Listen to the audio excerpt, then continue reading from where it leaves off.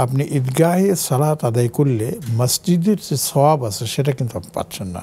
যদি এই ঈদগাহটা অনেক বড় হয় তাহলে ঈদগাহের এক পাশে একটু মসজিদ তৈরি করে নেওয়াটা ভালো হবে, নির্মাণ করে নেওয়াটা ভালো হবে। আল্লাহ পাক পুরো জমিনটাকে এই মসজিদ বানিয়ে দিয়েছেন আমাদের জন্য। ঈদগাহের মাঠ আছে, সেখানে আর কোনো পাঞ্জাগানা মসজিদ বা জুমা মসজিদ নেই, জামে মসজিদ নেই। এখন এলাকার মানুষ সেই ঈদগাহের মাঠে 5 ওয়াক্ত সালাত আদায় করতে পারবেন কিনা? জি আলহামদুলিল্লাহ,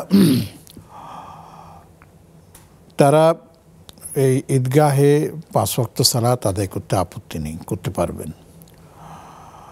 আল্লাহ পাক পুরো জমিনটাকে এই মসজিদ বানিয়ে দিয়েছেন আমাদের জন্য। তো আমরা পবিত্র জায়গা হলেই, ঘাসযুক্ত জায়গা হলেই আমরা সেখানে সালাত আদায় করতে পারবো। তবে আমি পরামর্শ দেব, যদি এই ঈদগাহটা অনেক বড় হয় তাহলে ঈদগাহের এক পাশে একটু মসজিদ তৈরি করে নেওয়াটা ভালো হবে, নির্মাণ করে নেওয়াটা ভালো হবে। 5 ওয়াক্ত নামাজ মসজিদে আদায় হলো, আর ঈদগাহের সময়, ঈদের সময় ঈদগাহে নামাজ আদায় হলো। কারণ আপনি ঈদগাহে সালাত আদায় করলে মসজিদের যে সওয়াব আছে সেটা কিন্তু আপনি পাচ্ছেন না।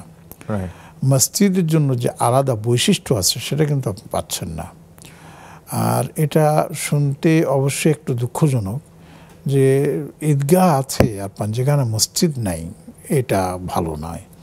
বরঞ্চ আপনি যদি, যিনি প্রশ্ন করেছেন, যদি আপনি সেরকম আপনার প্রভাব থাকে বা আপনার থাকে, আমি আপনাকে অনুরোধ করব যে আপনি গ্রামবাসীদের সাথে কথা বলে আশেপাশেও যদি মসজিদ তৈরি করে নিতে পারেন খুবই ভালো হয়। ঈদগাহের জায়গায় থাকুক।